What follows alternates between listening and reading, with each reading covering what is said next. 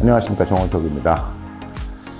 저도 동참을 좀 하겠습니다. 요즘 이제 태양광 업계의 어떤 현실을 얘기하는 모든 유튜버들이 고정가 장기 입찰 제도로 변경이 되는 부분을 얘기하고 있어요.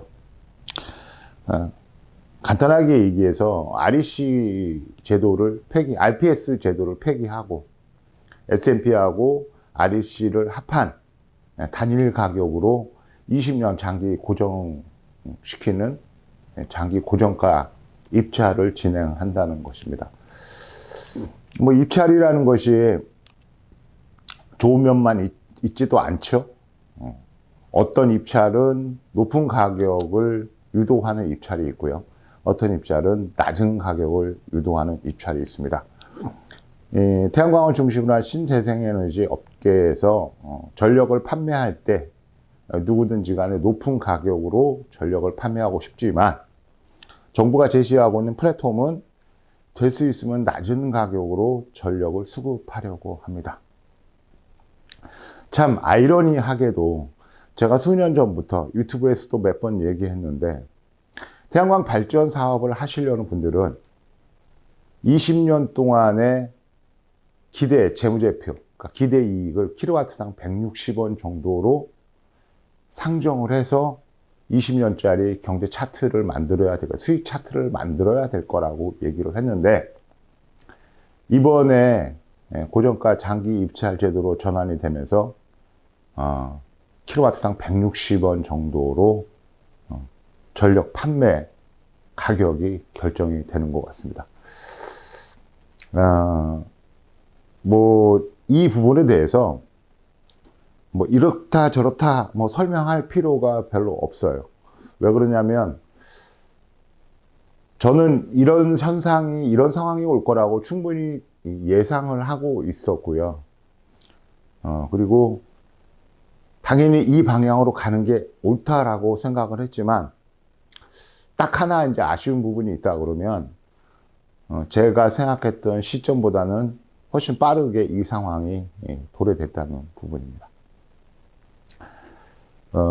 공단에서 발표한 고정가 입찰 제도의 설명을 보면 100kW 기준으로 설명을 하고 있어요. 간단하게 얘기해서 한 2년 전, 3년 전만 해도 100kW짜리 태양광 발전소를 가지고 있으면 한 달에 300만 원이 넘는 수익을 올렸던 분들도 있습니다.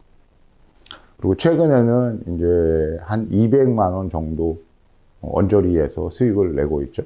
100kW를 가지고. 그런데 이제 공단에서 밝힌 이 고정가 장기 입찰 제도를 들여다보면 예시로 적용되어 있는 가격을 합산하는 부분이 딱 100kW 설비로 딱 정해져 있어요.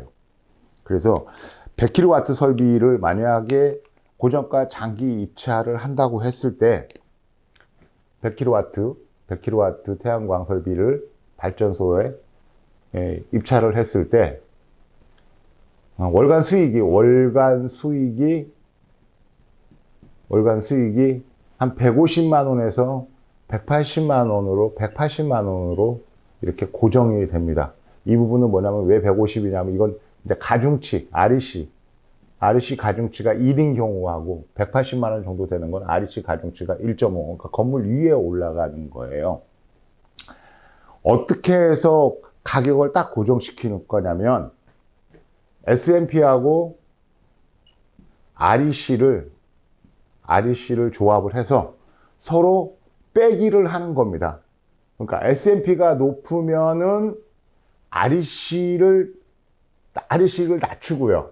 REC가 낮아지면은 S&P가 상대적으로 REC가 높아지면 S&P가 상대적으로 낮게 가격이 책정되도록 그렇게 계산식을 만들어 놨어요. 그러니까 수익 분포를 이렇게 만들어 놨습니다. 그러니까 우리가 상식적으로 생각했을 때 S&P도 오르고 REC도 오를 가능성은 거의 없어요. 그리고 또 정부에서 이렇게 만들지를 않습니다. 막연한 생각입니다만 저는 이제 S&P가 상대적으로 많이 내려갈 걸로 생각을 했어요. 점점점 하락할 것이다. 그러니까 REC는 S&P가 내려가는 것만큼 그 비례해서 오르진 않겠지만 그래도 꾸준하게 오를 수 있겠다. 조금씩. 하지만 분명히 커트라인이니까 그 제한 라인이 있을 거다라고 생각을 했는데, REC는 여러분들이 잘 아시는 것처럼 아리백 같은 수요가 지속적으로 발생이 되기 때문에 올라갈 것이고, S&P는 저희가 지금 2050년까지 탄소 중립을 달성한다고 모두가 얘기를 하고 있고 목표를 설정해 놓고 있잖아요. 그런데 실제로 최근에 AI 열풍, 그리고 좀 더 전력을 많이 이제 소비하는 첨단 산업들이 증가하면서 2050년까지 뭐 전 세계적으로 지금 현재 필요한 전력의 4배에서 6배 정도 전력이 필요하다고 예측을 하고 있습니다. 그러면 상식적으로 생각해서 전력량이 더 많이 요구가 되니까 S&P도 올라야 될 거고요. REC 같은 규제 사항으로 인해서 REC도 아리백 같은 규제 사항으로 해서 REC도 오르겠지만, 이 두 개가 어쩌면은 동반 상승할 수도 있는 상황도 예상이 돼요. 더군다나 최근에 이제 국제 정세가 굉장히 불안정하잖아요. 중동 전쟁도 있고 러시아 우크라이나 전쟁도 지속이 되고 있습니다. 여차하면 뭐 1920년대 대공황에 버금가는 초유의 사태가 일어날 수도 있는 그런 위험들도 도처에 널려 있어요. 당장 국내에는 이제 부동산 이제 그 악재가 예상되고 있고, 중국 경제가 추락을 하면서 전 세계에 미칠 여러 가지 안 좋은 것들도 예상해 볼 수 있지만, 여러 가지 이런 악재들 같은 경우 전쟁이나 공황이나 이런 부분들은 사실은 장기적인 전망을 하는데 변수로 이렇게 끼워 놓을 수 없는 거죠. 왜냐하면 모두가 힘을 들여서, 모두가 힘을 합쳐서 최선을 다해서 방어를 할 것이기 때문에 그렇습니다. 하지만 그리고 또 그런 상황이 된다 그러면 우리가 지금 향유하고 있는 이 경제적인 수준, 기존 질서 자체가 와해가 되기 때문에 이런 경제적인 것들에 대한 전망을 할 수도 없을 뿐더러 어떤 경제적인 규칙도 존재하지 않게 되기 때문에 그런 가능성들은 배제하고 그냥 일반론에 입각해서 2050년까지 탄소 중립을 달성하기 위해서 뭐 4배의 전력량이 필요한데, 그렇다 그러면 정부의 입장은 전력량을 꾸준하게 늘리면서 아리백을 중심으로 한 저탄소 에너지, 무탄소 에너지에 대한 확대도 가져와야 되기 때문에, 꾀해야 되기 때문에 신재생 에너지는 민간에서 주도하는 영역이었잖아요. 그런데 컨트롤 하기가 굉장히 어려웠다는 얘기입니다. 그래서 나름대로는 정말로 고민을 많이 한 것 같아요. 그래서 이번에 이제 고정가 장기 입찰 제도로 바꾸는 이 정책의 속성이 뭐가 있느냐면, 전통적으로 에너지는 국가 단위에서 관리를 해왔습니다. 또 해야 될 필요도 있지요. 필수 불가결한 부분이 있기 때문에 그렇습니다. 그런데 민간 태양광 발전소들, 그리고 민간 태양 풍력들 설비들이 이제 계속 늘어나고 발전량이 개통에 부담을 줄 정도로 증가를 하면서 이것들을 정부라고 하는 테두리 안에다가 컨트롤 할 수 있는 범위 안으로 집어넣을 묘책이 필요했던 건데, 그래서 모든 신재생 에너지를 정부가 주도하는 고정가 장기 입찰 제도 안으로 꾸겨 넣겠다. 결국은 무슨 얘기냐면 권력의 틀 안에서 관리하겠다 이겁니다. 권력의 틀 안에서. 이게 이제 핵심인 것 같아요. 핵심. 신재생 에너지는 사실은 몇십 년 전만 해도 어느 기득권이나 어느 정부에서도 관심이 있어 하는 분야가 아니었습니다. 그냥 몇 개의 환경단체 그리고 진보적인 학자들이 이 방향으로 가야 된다라고 그렇게 외치기만 했었죠. 그래서 좀 비아냥거리는 것 같지만 권력자들, 특히 이제 정부의 입장에서는 그냥 쟤네들이 워낙 시끄러우니까 그냥 너네 하고 싶은 대로 해 하고 풀어놔 버린 겁니다. 풀어놔 놓다 보니까 어느 순간에 신재생에너지가 이렇게 커지기도 했지만 우리가 기후위기나 기후위기 앞에서 신재생에너지가 지금 현실적으로 우리가 가질 수 있는 가장 강력한 무기일 수밖에 없구나라는 부분을 자각을 한 거예요. 그러니까 과거처럼 민간인이 계속 주도하게끔 해서는 국가나 공동체라고 하는 어떤 질서를 구축을 해야 되는 이 측면에서, 그러니까 통치의 측면입니다. 일종의 통치의 측면에서 뭐 컨트롤이라고 하기에는 좀 범위가 좀 모호한 것 같고요. 그냥 통치 내지는 경영의 측면이라고 할게요. 이런 측면에서 봤을 때 저 민간에서 폭발적으로 늘어나고 있는 신재생에너지 부분에 대해서 국가가 직접적으로 컨트롤할 가능한 상태를 만들어야 되겠다라고 생각을 한 것 같아요. 그래서 결국은 정부의 컨트롤 속으로 집어넣겠다고 하는 것이 이번에 이제 고정가 장기 입찰 제도인 것 같고요.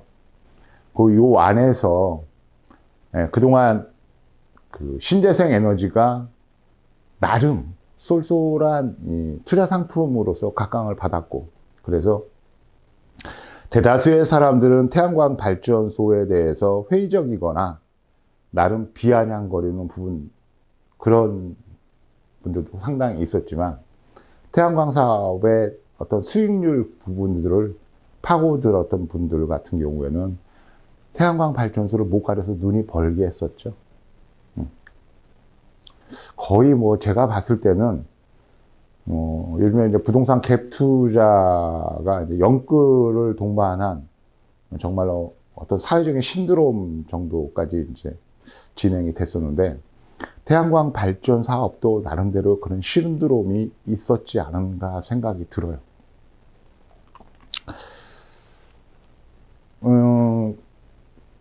간단하게 얘기해서 태양광 사업은 설치비가 너무 많이 떨어져 있습니다. 과거하고 비할 수가 없죠. 거의 이제 뭐 한 15년 정도를 돌이켜 본다 그러면 지금은 이제 10분의 1 정도로 태양광 설치비가 싸졌습니다. 싸졌다는 얘기는 사실은 신재생 에너지라고 하는 부분에 대한 어떤 어드밴티지를 줄 필요가 없는 거죠. 전문용어로 얘기하면 그리드 페리티라고 하는 부분인데, 이게 이제 기존 화석 발전의 화석 발전 단가와 신재생 발전의 단가가 같아지는 시점을 그리드 페리티라고 하는 거죠. 근데 지금 현재 거의 근접되어 있고 어떤 면에서는 그리드 페리티가 달성이 되어 있습니다. 그러니까 REC는 냉정하게 얘기해서 신재생 에너지에 대한 일종의 어드밴티지 내지는 이니셔티브 내지는 어떤 보상적인 측면이 있는 거잖아요. 그리고 사실은 이 REC 덕분에 태양광에 대한 투자 수요가 일어났던 것도 사실입니다. 결국 반대로 얘기하면 시중의 어떤 상품보다도 많은 이익을 안겨줄 수 있었던 게 태양광 발전이라고 하는 부분이었어요. 이 부분이 이제 정부의 컨트롤 안에서 어느 지점 정도로 이제 정해져 갈 수밖에 없는데, 그거를 그냥 가격으로 여러분들이 쉽게 이해할 수 있게 가격으로 친다 그러면은 1kW당 160원으로 묶어버리겠다는 겁니다. 그러니까 100kW 태양광 발전소를 가지게 되면 여하간 날씨 같은 거는 이제 잘 받침이 돼야 되겠지만 아무리 애를 써도 어떤 묘수를 동원해도 160만 원 이상은 수익을 기대할 수 없다는 얘기하고 똑같습니다. 문제가 이제 앞으로 상당 부분 많이 벌어질 건데요. 그러면 이제 장기 고정 입찰 제도로 이제 들어가지 않은 발전소는 어떻게 할 것이냐? 그러면 이제 REC를 판매하는 현물 시장은 없어지느냐? 아니, 없어지지는 않습니다. 없어지진 않지만 현물 시장이 없어지진 않지만 정부가 S&P를 지속적으로 하락을 시킬 거예요. S&P를 지속적으로 하락을 시킵니다. S&P 하락이 계속 일어나게 되면 결국은 현물 시장에서 아무리 거래를 해도 REC 상승분이 S&P 하락분을 받쳐주지 못할 거예요. 상쇄를 못 시켜줍니다. 그러면 결국은 그냥 민간 시장에서 자유 거래를 통해서 수익을 얻는 것이나 그냥 고정가 장기 계약으로 해서 수익을 얻는 것이나 별 차이가 없게 되는 수준으로 갈 거예요.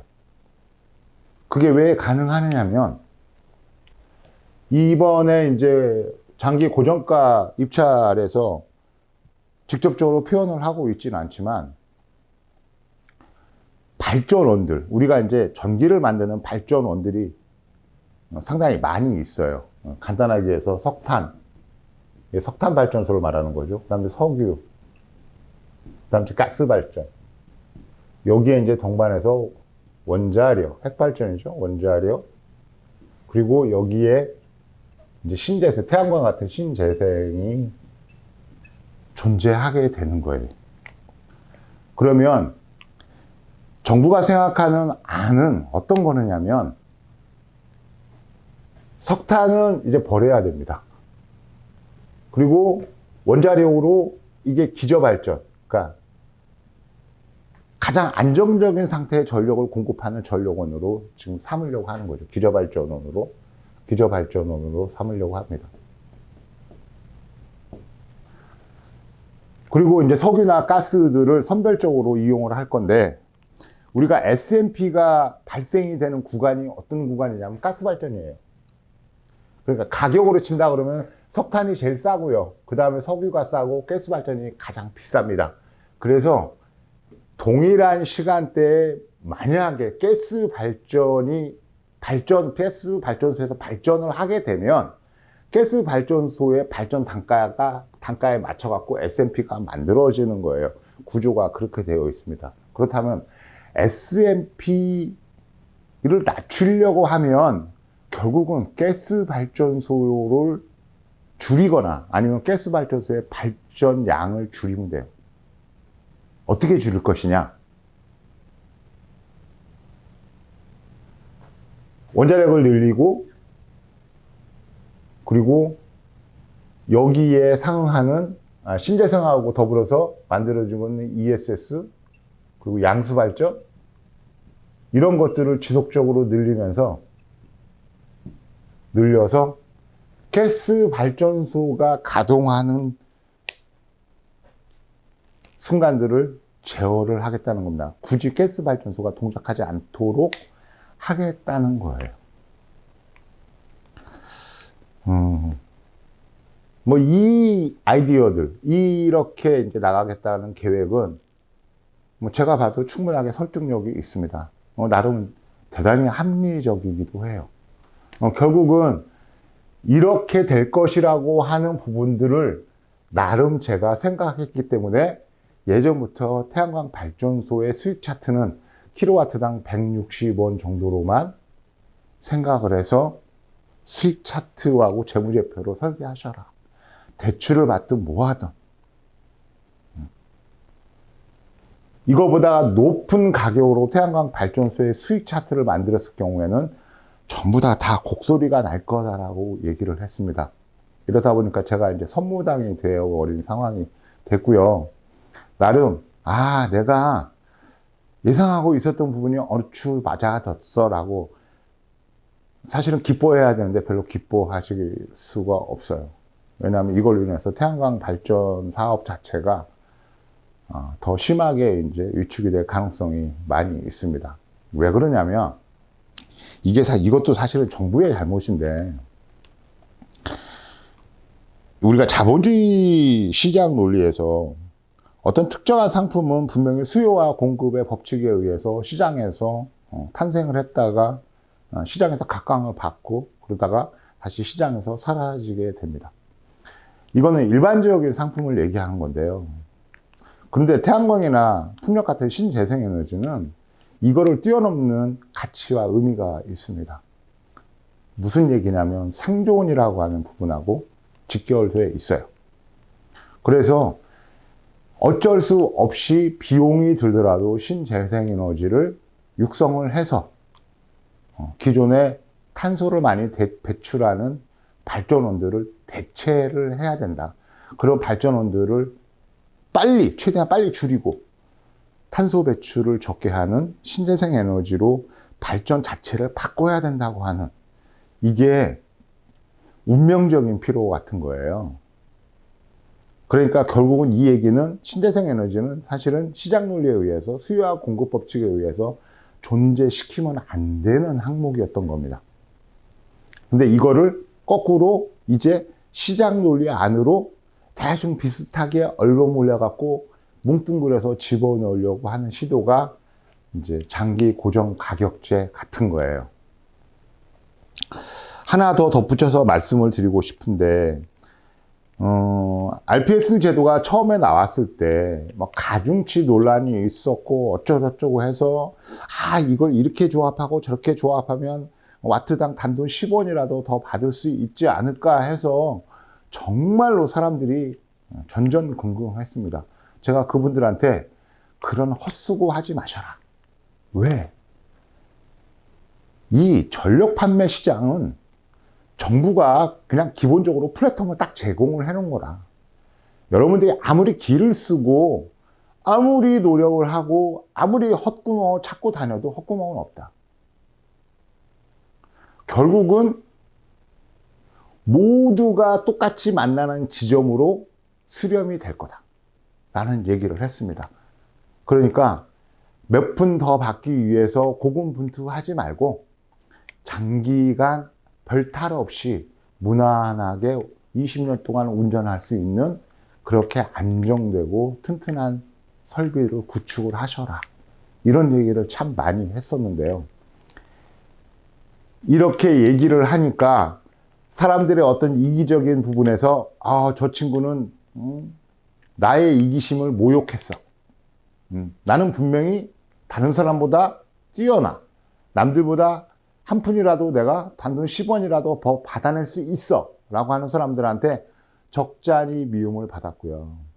두 번째는 킬로와트당 160원 정도까지만 상정을 해라고 얘기를 하니까 어떤 분은 저한테 아주 대놓고 그랬어요. 정호석, 당신한테 하면 킬로와트당 160원밖에 못 받는 발전소를 만들어 주는 거 아니야?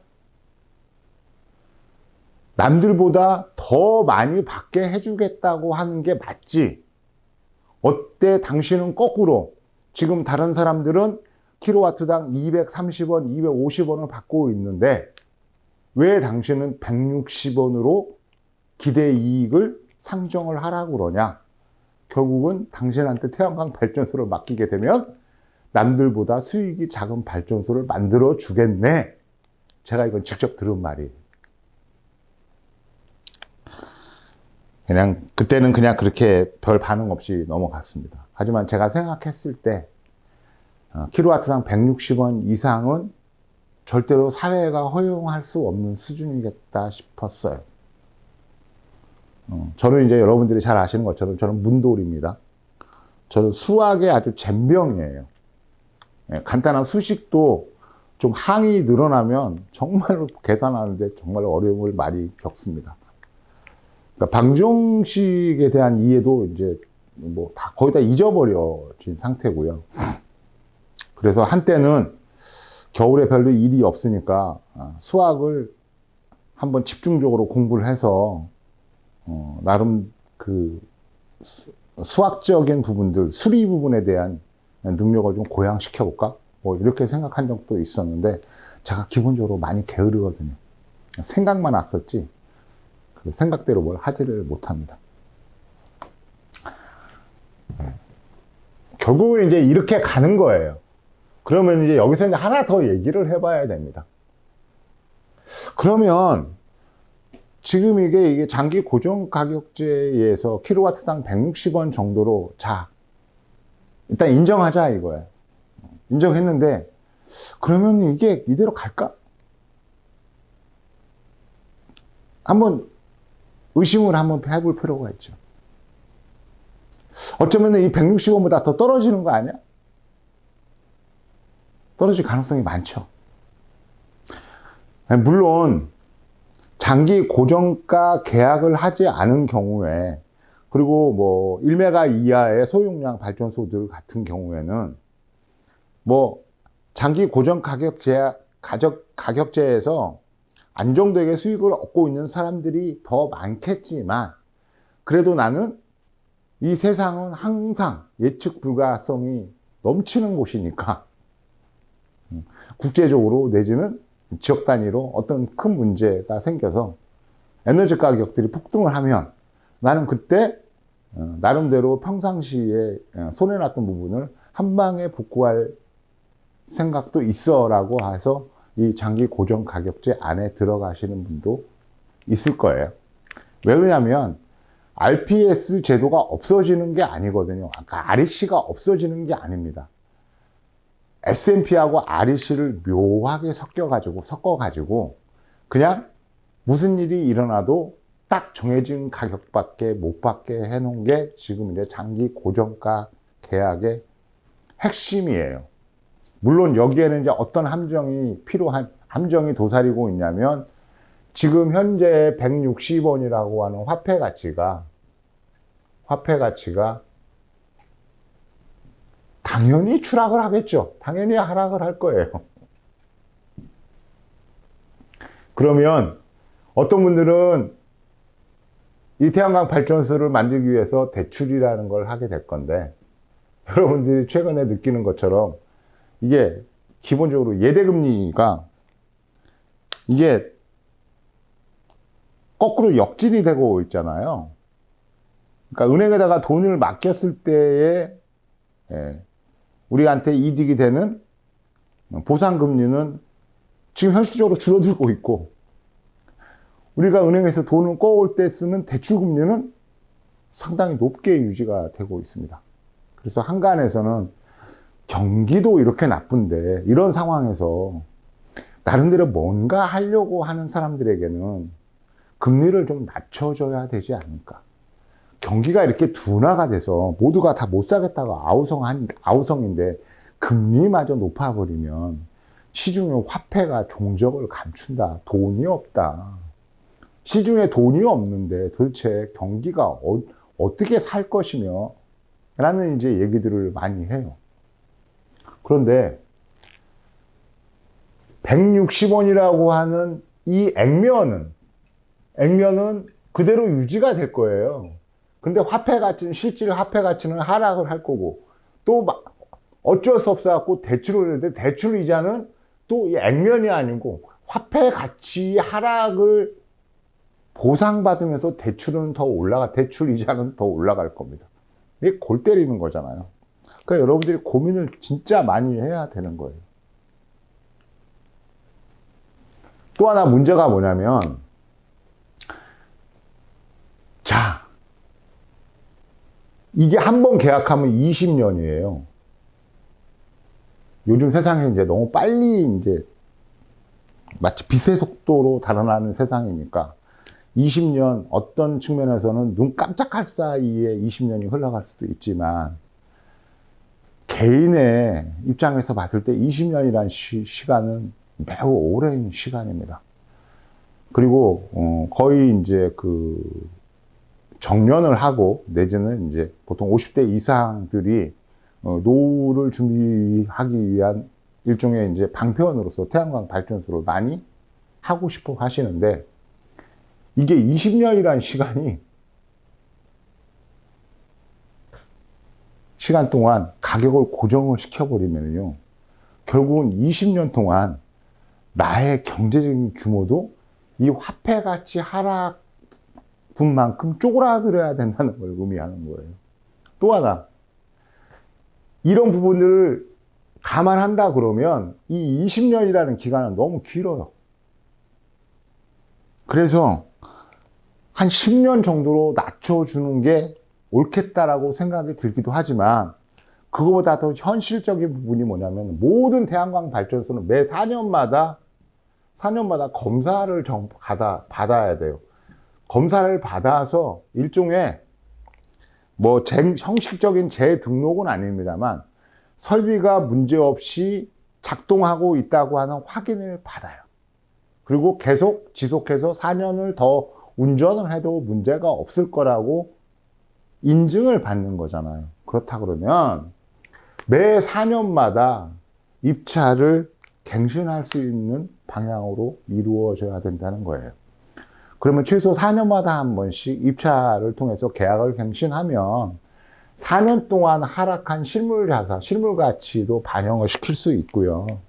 그때 세계적으로 발생되고 있는 여러 가지 경기 동향이나 이런 데 따른 나름대로 대비도 할 수 있지 않을까 생각이 듭니다. 물론 이제 연말에 그 첫 번째 이제 장기 고정 가격으로 이제 입찰을 진행을 할 거예요.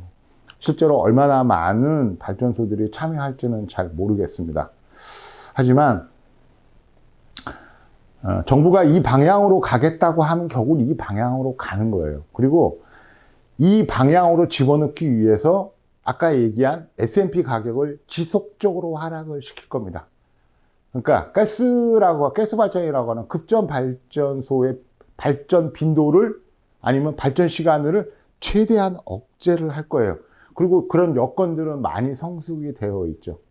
왜 그러냐면 그동안 민간에서 한 푼 두 푼 벌자고 죽어라고 만들어진 태양광 발전소가 이미 상당 부분 많은 전력을 생산을 하고 있어요. 제가 이런 얘기는 좀 그런데 우리나라 원자력 발전소의 비중이 한 26%에서 28% 됩니다. 이건 설비 기준이에요.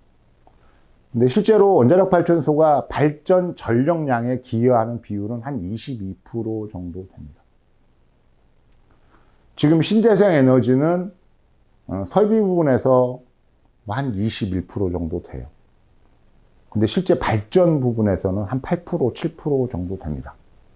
그러니까 이게 뭐라고 딱 집어서 얘기할 수는 없지만 뭔가가 조용히 진행이 되고 있다라고 이렇게 생각을 할 수도 있고요.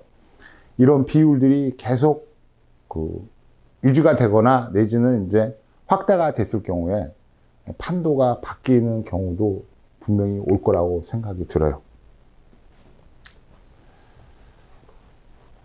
아마 모두가 다 이런 이제 장기 고정 입찰제에 대해서 이러쿵저러쿵 얘기를 하고 있습니다만은 모두가 불만 섞인 얘기만 하고 있어요. 근데 제가 봤을 때는 그렇게 불만할 만한 얘기는 아니다.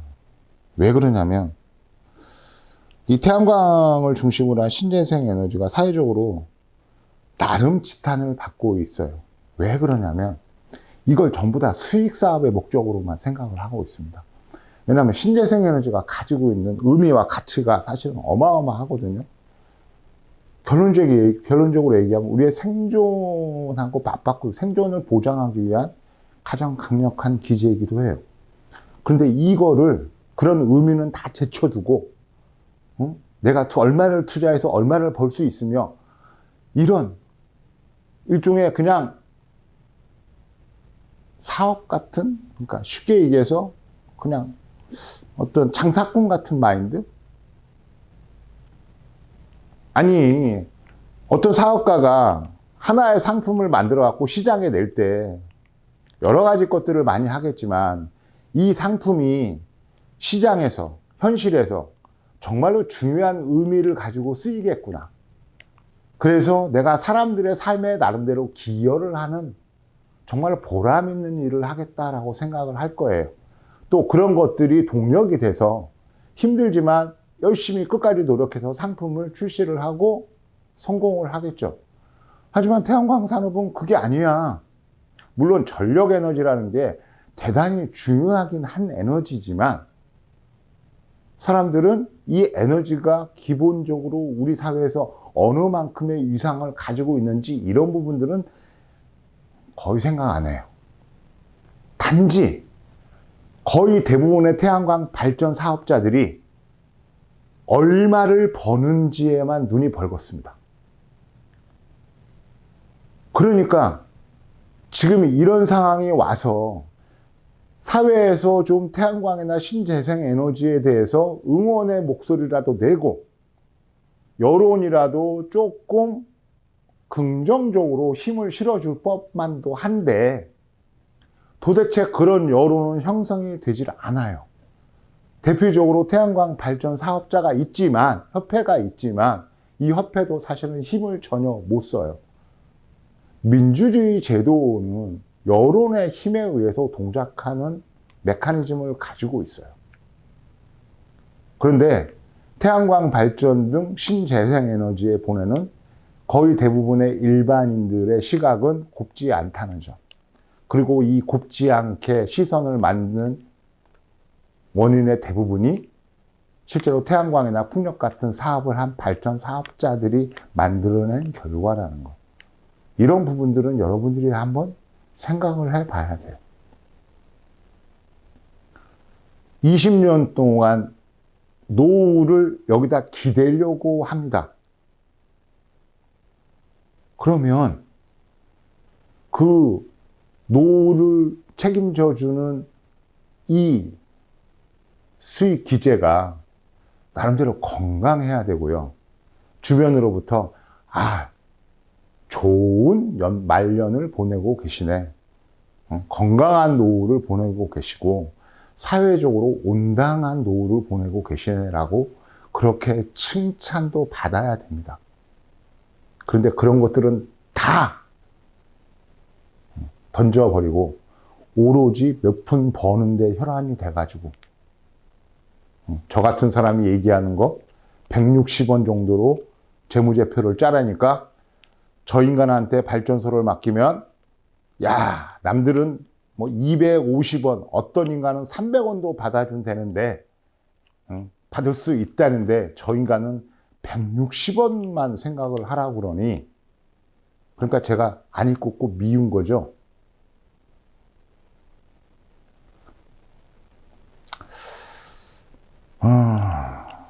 오늘은 이제 시간이 다 돼서 더 이상 얘기를 못 하겠는데 다음 시간은 이제 인버터 얘기를 집중적으로 할 거예요. 왜 태양광 발전소는 20년 내지는 특히 이제 태양광 전지판은 30년, 요즘 나오고 있는 전지판은 거의 40년 정도까지도 사용할 수 있거든요. 근데 도대체 태양광 인버터는 왜 내구연한이 7년, 10년을 못 넘기는 거야? 그리고 왜 5년 지나면 AS가 안 되는 거야? 왜 수리가 안 되는 거야? 도대체 왜 그러는 거야? 아니, 우리 주변에 TV, 냉장고, 여러 가지 뭐 전자제품들이 무지하게 많은데, 걔네들은 10년 아니라 15년 지나서 AS를 요청해도 거의 대부분은 부품을 바꿔가면서 AS를 해주는데, 왜 태양광 인버터는 그게 안 되는 거야? 어느 유튜버가 꽤 유명한 유튜브예요. 채널에서 그런 얘기를 하고 있습니다. 근데 제가 맨날 얘기하죠. 태양광 인버터는 전자기계가 아니에요. 얘는 전력기계라고 얘기했잖아요. 전력기계. 그런데 태양광 인버터가 가지고 있는 전력기계적인 특성을 지금 전기차에서 전력을 운용하는 전력 소자 때문에 획기적으로 개선이 될 가능성이 있다는 얘기를 어느 영상에선가 했습니다. 그 부분을 한번 짚어볼 거예요. 인버터는 왜 도대체 한 7년 정도 지나면 불안해지는가? 왜 10년 이상 사용할 수 없는가? 한 20년 정도 그냥 발전소의 수명하고 같이 갔으면 좋겠는데 그것이 왜 불가능한가? 그리고 왜 한 5년 정도 지나면 수리가 안 되는가? 알리익스프레스에 가면 지구상에 존재하는 어떤 거라도 다 살 수 있고 어떤 부속도 아주 저렴하게 구할 수 있는데, 그리고 주문해 놓고 최장 한 2주 정도만 기다리면 제품이 배달이 오는데 왜 그런 부속을 사용해서 인버터를 수리를 해주지 않을까? 여러분 나름대로 궁금한 부분이지 않아요? 근데 왜 인버터는 한 7년, 8년 정도 지나서 수명이 다하면 무조건 교체하라고 그럴까? 자, 이 얘기를 다음 영상에서 할 거예요. 영상 시청해 주셔서 감사하고요. 제가 이번에 이제 장기 고정가 입찰 제도를 전면적으로 다 훑어본 거는 아니에요. 그냥 대충 봤습니다. 대충 보고 첫 번째 들은 느낌을 얘기하는 거예요. 그리고 실제로 이 제도는 분명히 정부에서도 뭐라고 얘기하냐면 좀 더 다듬겠다. 이것이 확정은 아니다. 시행을 하면서 모자란 부분을 보충을 하겠다라고 얘기했으니까 저 제도가 시장하고 나름대로 주고받고 하면서 조금 더 괜찮은 제도로 다듬어지기를 저는 바라고요. 지금 현재 160원, 키로당 160원 정도로 정부에서 이제 가이드라인을 딱 긋고 있습니다. 다 필요 없어. 태양광 발전소 그냥 키로당 160원 이상은 우리는 보장을 안 할 거야. 160원 이상으로는 절대 받을 수 없게끔 만들 거야. 라고 했는데 제가 판단했을 때 한 5년, 7년 정도 지나면은요, 태양광 발전소는 160원이 아니고 한 130원에서 140원 정도까지 수익률이 내려갈 가능성이 대단히 높습니다. 그러면 간단하게 얘기해서 지금 100kW 태양광 발전소 하나 구축하는데 이것저것 몽땅 다 분통까지 다 들인 걸 모든 걸 계산했을 때 1억 3천이면 태양광 발전소 구축할 수 있어요. 그런데 130원밖에 130만 원밖에 못 받는다 그러면 이제 수익률이 이제 1 이하로 낮아지게 됩니다. 그런데 중요한 게 뭔지 아세요? 2002년도부터 태양광 발전소가 만들어지기 시작했고요. 실제로는 2006년, 2007년부터 이제 민간에서 태양광 발전소를 많이 만들었는데, 그 당시에는 1kg를 구축하는데 킬로와트당 구축비가 700만 원 정도 됐습니다. 어마어마하죠. 100kg면은요, 얼마예요?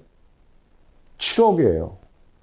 100kg 구축하는데 7억 정도 들었단 말이에요. 그때 수익이 얼마 됐을까요? 그때 100kg 수익이 680만 원 정도 됐습니다. 그러니까 그때 수익률이 0.8에서 0.9밖에 되지 않았어요. 그래도 당시에 태양광 발전소는 꾸준하게 늘었습니다. 이런 현실에서 봤을 때 단순히 내가 100kg, 아니 100kW 한 달에 한 600만 원 정도, 600에서 650만 원 정도를 버는데 7억을 갖다가 집어넣는다. 그것도 이제 한 20년 전 이야기예요. 20년 전에 7억이면 뭐 어마어마한 돈이거든요. 그럼 과연 그 사람들은 단순하게 산술적으로 내가 얼마를 투자하면 얼마를 버는 그런 부분만 생각했을까요? 그 이후에 다른 가치, 신재생 에너지가 가지고 있는 사회적인 가치나 어떤 미래 가치, 사회를 변화시킬 수 있는 그런 가치에 다른 일조를 하겠다는 생각이 있지 않았을지, 여러분들이 이 부분도 한번 생각을 해주셨으면 좋겠습니다. 긴 영상 시청해 주셔서 대단히 감사드리고요. 다음 영상 인버터 이야기에서 뵙겠습니다. 감사합니다.